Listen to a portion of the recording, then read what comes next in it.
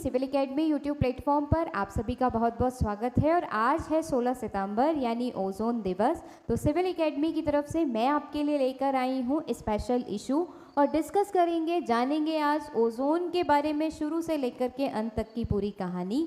तो बने रहें आप इस वीडियो के साथ, क्योंकि बहुत सारी अच्छी अच्छी इन्फॉर्मेशन है जो वो इस छोटी सी वीडियो के थ्रू मैं आपको देने वाली हूँ ओजोन से रिलेटेड। तो चलिए स्टार्ट करते हैं। This is presented by me Seema Agarwal. I am the faculty at civil academy and current affair quiz show जो मैं यहाँ पर लेती हूँ, आपने वो कई बार देखा होगा। नहीं देखा तो आप डिस्क्रिप्शन बॉक्स में जा कर के हमारी प्लेलिस्ट में उस शो को ज़रूर देखिए। ठीक है, चलिए कुछ इन्फॉर्मेशन आप लोगों के लिए और है। अगर आप लोगों ने सिविल एकेडमी की वेबसाइट को अभी तक विज़िट नहीं किया है तो आप लोग ज़रूर विज़िट करें। बिकॉज इम्पॉर्टेंट इसलिए आपके लिए, बिकॉज यहाँ पर आपको मिलने वाला है करंट अफेयर्स, और करंट अफेयर्स आपको यहाँ पर मिलता है हिंदी में भी एज वेल एज इंग्लिश में भी। पीडीएफ के फॉर्म में आप यहाँ से उसको डाउनलोड कर सकते हैं। बहुत इंपॉर्टेंट एक और है आपके लिए सिविल एकेडमी का फेसबुक पेज, जहाँ पे एवरीडे हम डिफरेंट इंपॉर्टेंट फैक्ट से रिलेटेड टेम्पलेट्स बना के डालते हैं। तो आपके लिए वो भी एक इन्फॉर्मेशन का अच्छा खासा सोर्स हो सकता है।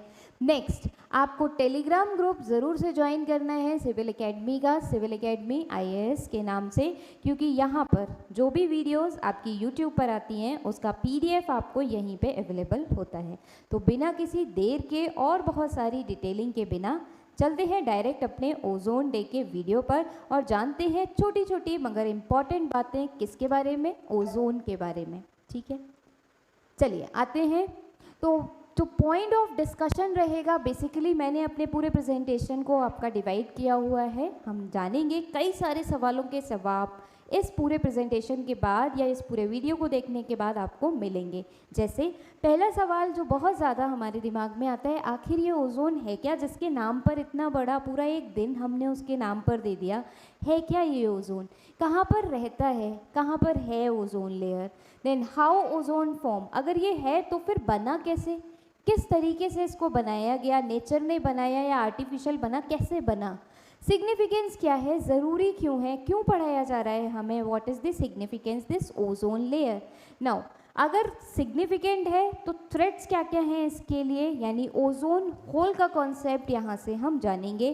कुछ इनिशिएटिव्स की बात करेंगे जो कंजर्व करने के लिए ओजोन लेयर को लिए गए हैं, गवर्नमेंट के, इंडियन गवर्नमेंट के भी और इंटरनेशनल प्लेटफॉर्म्स के द्वारा भी। नेक्स्ट लास्ट में हम देखेंगे क्या ओजोन हार्मफुल भी हो सकती है।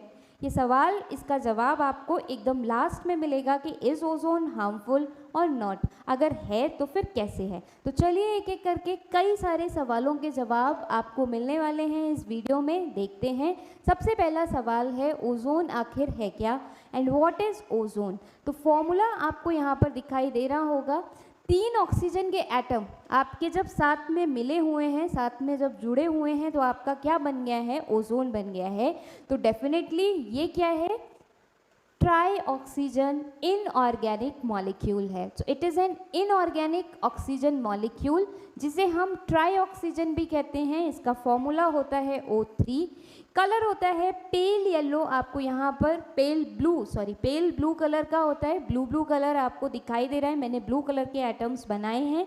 एंड स्मेल होती है बहुत इरिटेटिंग और स्ट्रॉन्ग, इसीलिए इनहेल करने में बड़ी प्रॉब्लम होती है। तो सिंपल सी बात है, ओजोन एक ट्राई ऑक्सीजन आपका एटम या आप कह सकते हैं मॉलिक्यूल, इनऑर्गेनिक मॉलिक्यूल है।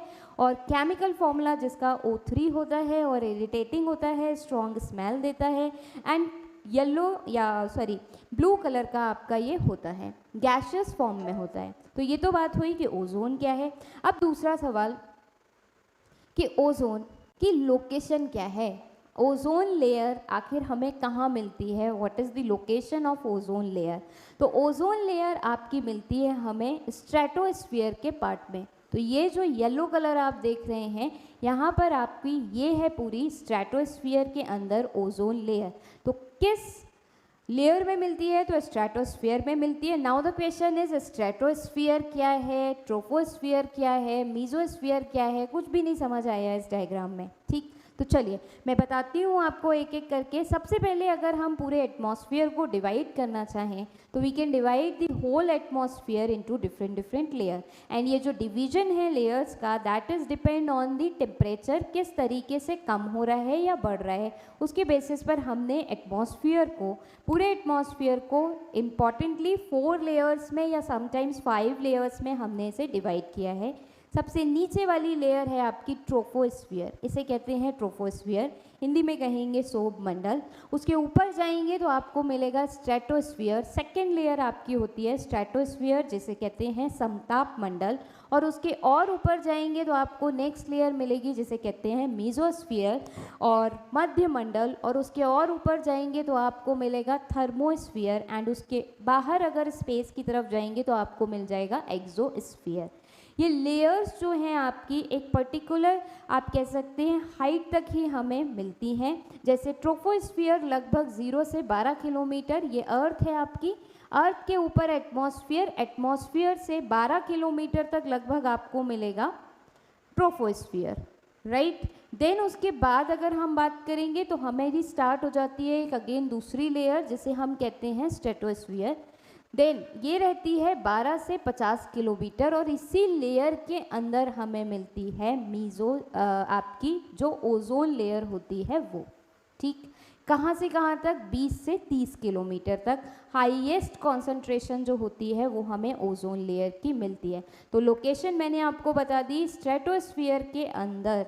स्ट्रेटोस्फीयर कहाँ से कहाँ तक है? तो स्ट्रेटोस्फीयर है 12 किलोमीटर से लगभग 50 किलोमीटर तक, और इसी के अंदर 20 से 30 किलोमीटर, कई में आपको 35 किलोमीटर भी होगा, वो भी ठीक है। तो 20 से 35 किलोमीटर तक के इलाके में आपको मिलेगी ओजोन की एक अच्छी खासी लेयर स्ट्रेटोस्फीयर के अंदर, ठीक है। चलिए, तो ये हो गई उसकी लोकेशन की बात। नाउ एक और भी सवाल था हमारा, लोकेशन के बाद में हमारा सवाल था आखिर ओजोन बनती कैसे है? इतनी बड़ी लेयर पूरी एटमॉस्फेयर में ओजोन की कैसे बन गई? ऑक्सीजन समझ में आता है कि भाई प्लांट छोड़ते हैं आपके और ऑक्सीजन को कवर कर दिया, ठीक है। देन उसके बाद हम कह रहे हैं फोटोसिंथेसिस के थ्रू ऑक्सीजन बन गई, एंड रेस्पिरेशन से कार्बन डाइऑक्साइड निकलती है तो उससे पूरी लेयर बन गई। नाउ ओजोन कहाँ से आ रहा है और ओजोन बन कैसे रहा है? तो ओजोन का प्रोडक्शन अगर हम नेचुरली देखें तो इस डायग्राम से आप बहुत आसानी से समझ सकते हैं। कैसे? सन की तरफ से जो लाइट आती है उसमें बेसिकली जो आपकी यूवी रेडिएशंस होती हैं, सन की तरफ से जो लाइट आ रही है उसमें जो यूवी रेडिएशन है वो सबसे पहले किस पर काम करती हैं? जो एटमॉस्फेयर में ऑक्सीजन प्रेजेंट है उस पर रिएक्शन करती हैं। जब वो उस पर रिएक्शन करती हैं तो 2 ऑक्सीजन के एटम बनाती हैं। ऑक्सीजन के मॉलिक्यूल पर जब रिएक्शन करती हैं, उस पर पड़ती हैं, तो due to that energy, UV radiation की एनर्जी की वजह से क्या होता है? ऑक्सीजन का मॉलिक्यूल टूट जाता है ऑक्सीजन के एटम्स में, ठीक ठीक। अब ये जो ऑक्सीजन का एटम है ये दूसरे ऑक्सीजन के मॉलिक्यूल से मिलता है और क्या बना देता है? ओजोन, ठीक। तो ये जो ऑक्सीजन का एटम है ये दूसरे ऑक्सीजन के मॉलिक्यूल से मिलता है और क्या बना देता है? ओजोन, ठीक है। तो सबसे पहले ऑक्सीजन का मॉलिक्यूल हमारे पास में है, यूवी रेज इस पर पड़ी और हमने क्या करा या क्या हो गया उससे? ये डिसोसिएट हो गया, ये टूट गया किस में? 2 ऑक्सीजन के एटम में। अब एक ऑक्सीजन का एटम ये और दूसरा ऑक्सीजन का एटम ये किससे रिएक्शन करेगा? ऑक्सीजन के मॉलिक्यूल से। क्या बना देगा? ऑक्सीजन का मॉलिक्यूल से रिएक्शन करके ओजोन। ये भी करेगा ऑक्सीजन के मॉलिक्यूल से रिएक्शन और क्या बना देगा? ओजोन का मॉलिक्यूल। तो एटमॉस्फेयर में जो ओजोन की लेयर है उसका फॉर्मेशन इस तरीके से हो रहा है, that is by the process of photochemical process. Light की वजह से, लाइट एनर्जी की वजह से रिएक्शन होती है और ऑक्सीजन के अंदर और ओजोन का फॉर्मेशन हो जाता है, ठीक। नाउ तो ये भी हमें पता चल गया कि भाई ओजोन की जो लेयर है वो आपकी कैसे बनी है। तो इस तरीके की प्रोसेस से बनी है, लाइट एनर्जी से, यूवी रेडिएशन की वजह से, लाइट एनर्जी की वजह से ऑक्सीजन के मॉलिक्यूल से ही ओजोन का निर्माण हुआ है। ये और दूसरा एक और डायग्राम है जिसमें आप ज़्यादा अच्छे से थोड़ा समझ सकते हैं कि ऑक्सीजन का मॉलिक्यूल एनर्जी आई, ऑक्सीजन का मॉलिक्यूल के साथ में टूटा ऑक्सीजन के एटम में। This is the atom of oxygen जिसके अंदर इलेक्ट्रॉन, प्रोटॉन, न्यूट्रॉन होते हैं। देन उसके बाद में क्या हुआ, ऑक्सीजन का एटम ने कंबाइन किया ऑक्सीजन के मॉलिक्यूल से और बन गई आपकी ओजोन। नाउ नेक्स्ट आते हैं एक और क्वेश्चन जिसे हमें डील करना है इसके बाद, वो है क्या ज़रूरी है ओजोन, क्या सिग्निफिकेंस है ओजोन का। तो आप सब देख रहे हैं दिस इज़ द अर्थ, सन से आने वाली जो यूवी रेज हैं, वेदर यूवीसी, यूवीबी, यूवीए, उन सब को क्या करती है, ओजोन लेयर ट्रैप कर लेती है, ओजोन लेयर रोक देती है और हम तक नहीं आ पाती। और जो यूवी रेज होती हैं वो हमारे लिए बहुत हार्मफुल होती हैं। अर्थ पे जो भी जीव जंतु पौधे ये सब रह रहे हैं इन सब के लिए बहुत हार्मफुल होती हैं। और इसीलिए जो ओजोन लेयर है इट्स वर्क लाइक आपका आप कह सकते हैं शीट की तरह काम करती है और उन रेज को हम तक नहीं आने देती है। तो इसीलिए हमारे लिए बहुत ज़रूरी है ओजोन लेयर, उसके बिना काम नहीं चलेगा।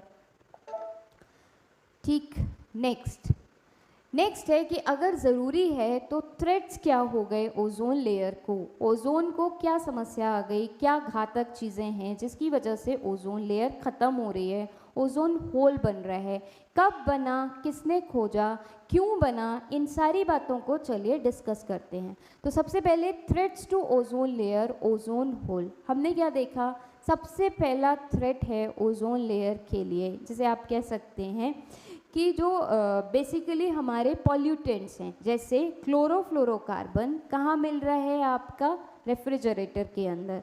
देन उसके बाद हाइड्रोक्लोरोफ्लोरोकार्बन, ये भी कहाँ से निकल रहा है, रेफ्रिजरेटर से आपका निकल रहा है। बहुत सारे केमिकल्स जो हम यूज़ कर रहे हैं इन सब में ये दोनों सब्सटेंस हैं, क्लोरोफ्लोरोकार्बन, हाइड्रोक्लोरोफ्लोरोकार्बन, जो ओजोन लेयर को डिप्लीट कर रहे हैं, नीचे से जा रहे हैं और ओजोन लेयर को डिप्लीट करते जा रहे हैं और उसमें बड़े बड़े से छेद करते जा रहे हैं, जिससे सन से आने वाली यूवी रेडिएशन डायरेक्ट हम तक आ रही हैं, हमें भी हार्म कर रही हैं और प्लांट्स को भी हार्म कर रही हैं। ठीक, अब ना सवाल ये उठता है कि कैसे, नीचे से तो छोड़े जा रहे हैं, ओजोन लेयर इतनी ऊपर है, 50 किलोमीटर पर है, कैसे हार्म कर रही है और क्यों हार्म कर रही है।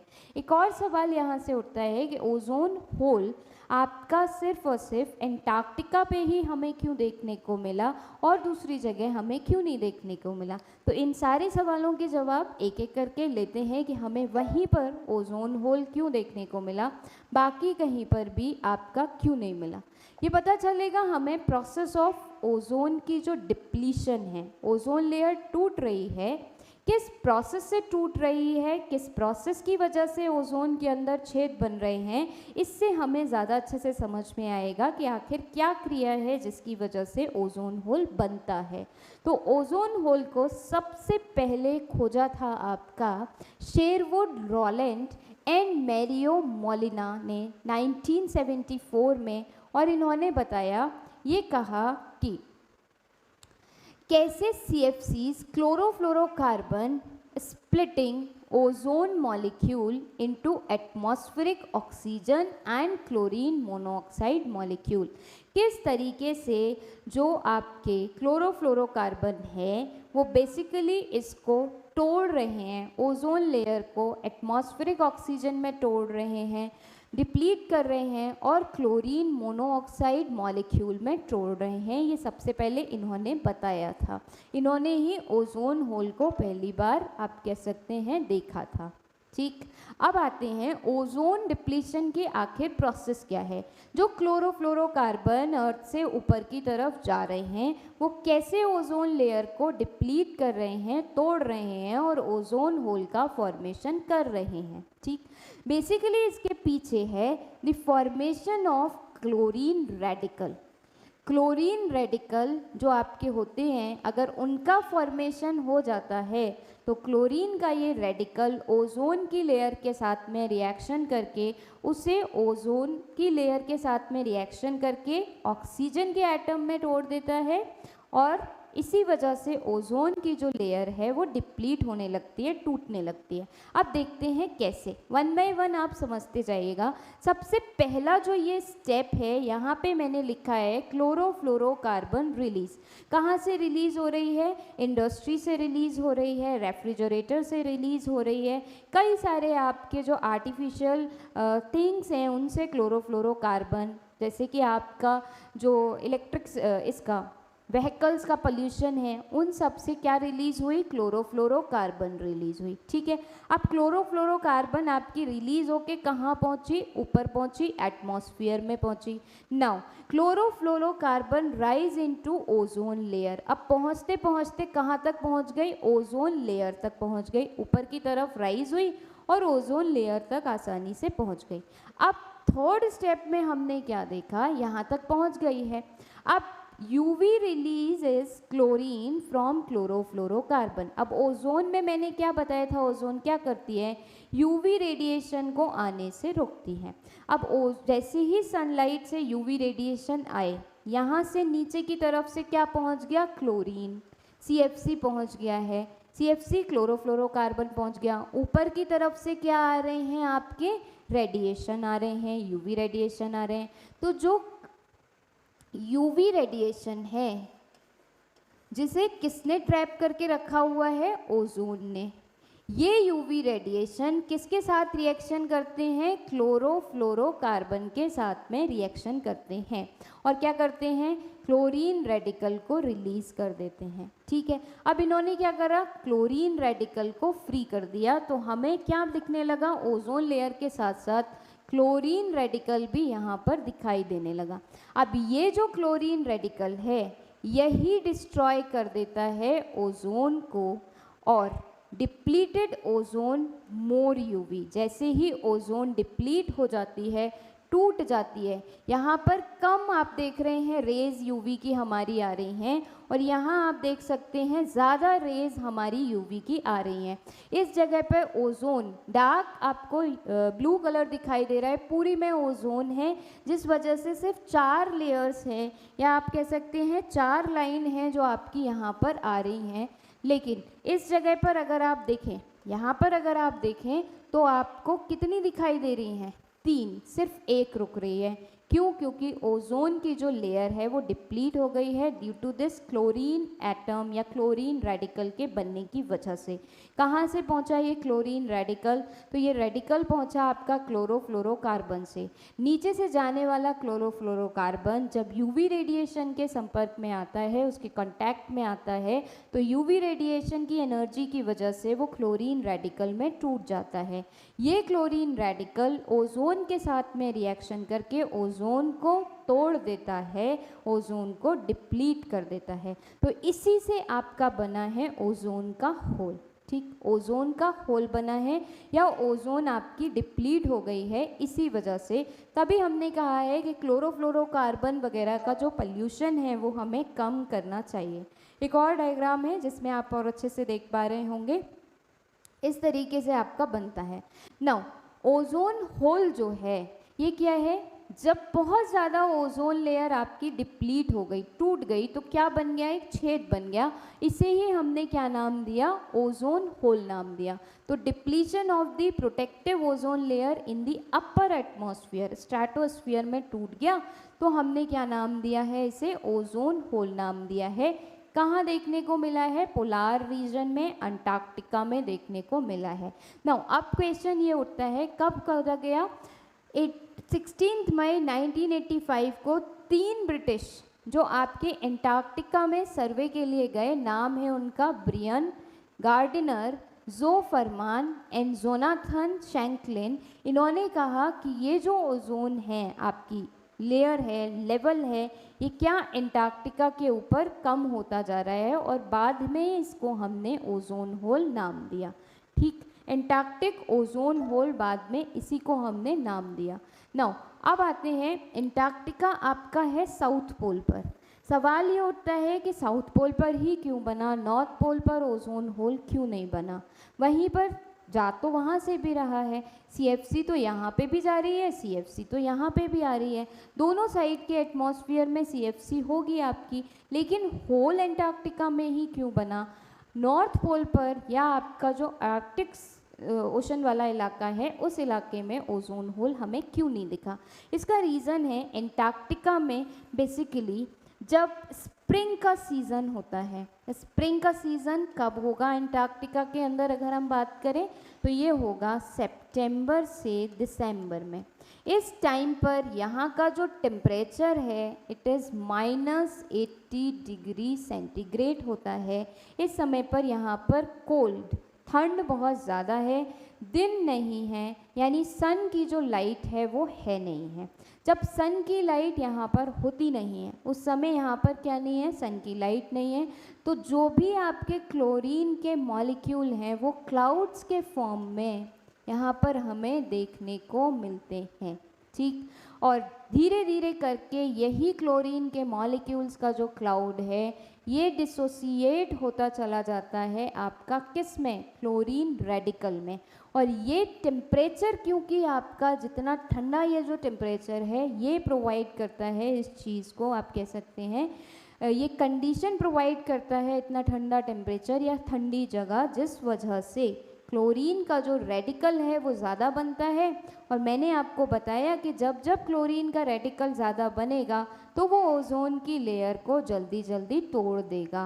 क्यों? ओजोन की लेयर को डिप्लीट कर देगा। तो this is the main reason कि साउथ पोल पर ठंड आपकी ज़्यादा है, -80 डिग्री सेंटीग्रेड टेम्परेचर है, क्लोरीन का जो रेडिकल है वो जल्दी बन जाता है। जल्दी बन जाने की वजह से, बहुत जल्दी आसानी से बन जाने की वजह से बेसिकली वहाँ पर क्या होता है, ओजोन का होल हमें देखने को मिला है। जो नॉर्थ पोल पर उतना टेम्परेचर मेंटेन कर पाना पॉसिबल नहीं है, उतना कम टेम्परेचर हमें नॉर्थ पोल पर नहीं मिल पाता, जिस वजह से ओजोन होल हमें एंटार्क्टिका पे मिला है, ना कि आपका आर्कटिक की तरफ, ठीक है।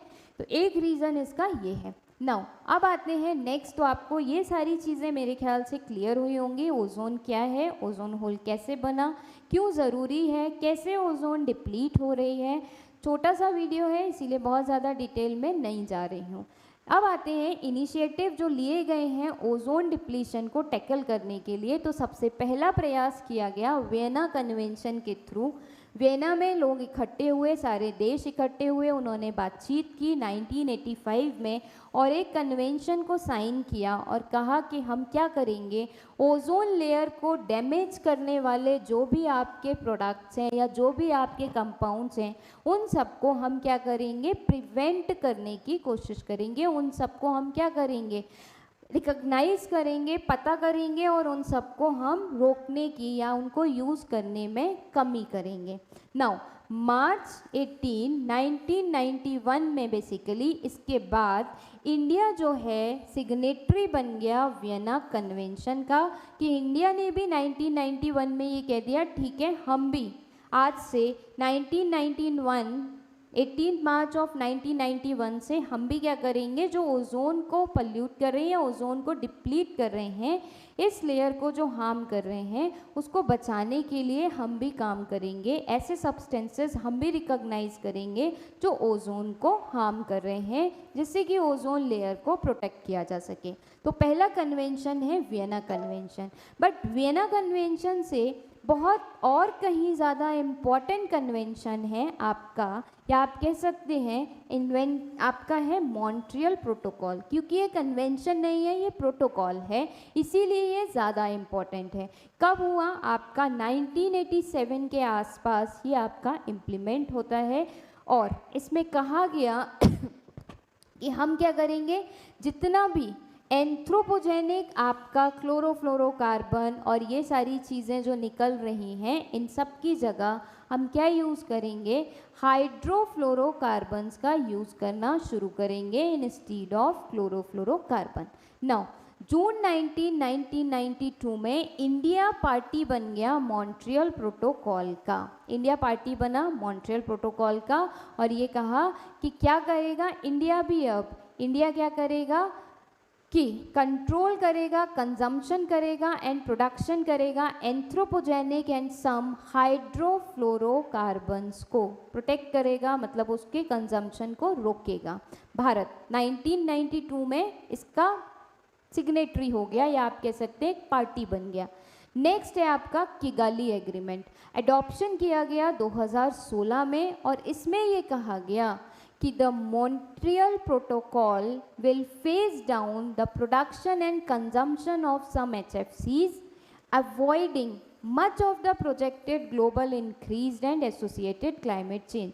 एक्चुअली HFCs हाइड्रोफ्लोरोकार्बन जो हैं उनको अडॉप्ट किया था हमने मॉन्ट्रियल प्रोटोकॉल में, रिप्लेस किया हमने क्लोरोफ्लोरोकार्बन को हाइड्रोफ्लोरोकार्बन से। लेकिन जो हाइड्रोफ्लोरोकार्बन है उसमें भी फिर ये पाया गया कि दे आर नॉट, ओजोन को तो डिप्लीट नहीं करती हैं लेकिन क्लाइमेट चेंज में बहुत बड़ा रोल प्ले करती हैं, ग्लोबल वार्मिंग को बहुत ज़्यादा इंक्रीज कर रही हैं, बढ़ा रही हैं। इसलिए किगाली एग्रीमेंट में कहा गया कि इन्हें भी फेज आउट किया जाएगा। डिफरेंट कंट्रीज़ के लिए डिफरेंट टाइम दिया गया कि किसको कितने समय तक कितना क्या हटाना है या रोकना है किगाली एग्रीमेंट में। ठीक है, चलिए, तो ये थे कुछ इनिशिएटिव्स जो ग्लोबल आपके लेवल पर लिए गए फॉर दी ओजोन डिप्लीशन को रोकने के लिए। नाउ ओजोन डे क्यों सेलिब्रेट किया जाता है? बिकॉज 1994 में यूनाइटेड नेशंस की जनरल असेंबली ने 16 सितंबर को इंटरनेशनल डे ऑफ ओजोन की तरह मनाने की बात कही। क्यों कही? Because Montreal protocol which is a milestone for the ozone depletion को रोकने के लिए जो एक माइलस्टोन माना जाता है, उसे 1987 में इसी दिन साइन किया गया था। और इसीलिए यूनाइटेड नेशंस जनरल असेंबली ने कहा कि आज से 16 सितंबर को ओजोन डे के रूप में मनाया जाएगा, और पहली बार ओजोन डे को 1995 में मनाया गया था। ठीक, चलिए, ये सारी बातें हुई। अब आ जाते हैं हम भारत ने बेसिकली क्या इनिशिएटिव्स लिए हैं, पहले इस पे बात करेंगे, फिर बात करेंगे क्या ओजोन हार्मफुल है या बेनिफिशियल है। तो यस, भारत सरकार ने BS4 से BS6 की तरफ बढ़े हैं, गार्बेज के बर्निंग को प्रोहिबिट किया है, ग्रेडेड रिस्पॉन्स एक्शन प्लान लेकर के आए हैं, नेशनल क्लीन एयर प्रोग्राम जिसके अंतर्गत आपका क्या किया जाता है, नेशनल एयर क्वालिटी इंडेक्स को लॉन्च किया गया है, जिसमें एयर की क्वालिटी में ओजोन को भी मेज़र किया जाता है। नाउ उसके साथ साथ भारत सरकार ने कई सारे मॉनिटरिंग नेटवर्क्स लगाए हैं एयर क्वालिटी के, जो मैंने बताए अलग अलग जगह पर, जिसमें ओजोन को मेज़र किया जाता है। नाउ सवाल ये है कि भारत सरकार अगर इतना कर रही है तो क्या ओजोन हार्मफुल है? तो आंसर है यस। ओजोन आपके लिए जीवनदायिनी भी है और ओजोन आपके लिए जीवन घातक भी है। आपका जीवन बना भी सकती है, आपका जीवन ख़त्म भी कर सकती है। अगर ओजोन अपर एटमॉस्फेयर में ही रहे, यानी स्ट्रेटोस्फीयर में जहाँ मैंने ओजोन की लोकेशन बताई है वहीं रहती है, तो हमारे लिए बहुत लाभदायक है। यूवी रेज को आने से हम तक रोकती है और बहुत सारी डिजीज़ जैसे कि स्किन कैंसर वगैरह से हमें प्रोटेक्ट करती है। लेकिन अगर यही ओजोन लोअर एटमॉस्फेयर में आने लगे, जो कि आजकल आने लगी है, तो ये हमारे लिए हार्मफुल होने लगती है। अब ये आती कहाँ से है? तो सेम जो भी आपके नॉक्स, नाइट्रोजन के जो ऑक्साइड निकलते हैं, वॉलेटाइल ऑर्गेनिक कंपाउंड्स निकलते हैं, कहाँ से निकलेंगे? कार से।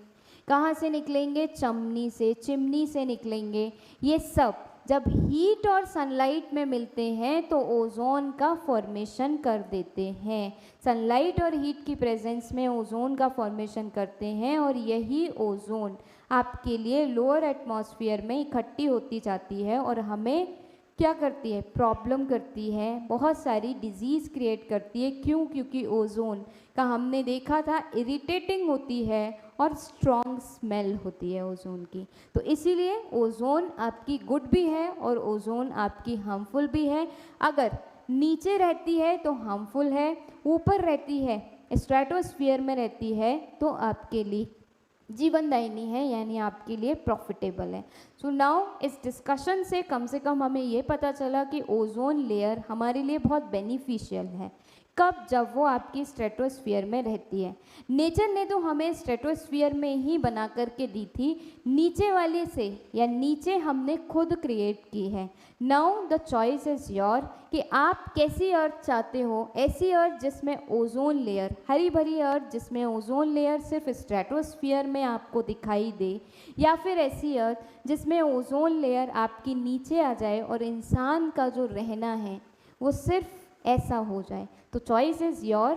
तो यहाँ पर मेरा वीडियो ख़त्म होता है, आप पर छोड़ती हूँ। चॉइस आपकी है कि आप कैसा चाहते हैं अपनी पृथ्वी को बनाना, उसी हिसाब से आप लोग एफर्ट करिए इस वीडियो को सुनने और जानने के बाद में। Thank you so much, have a nice day.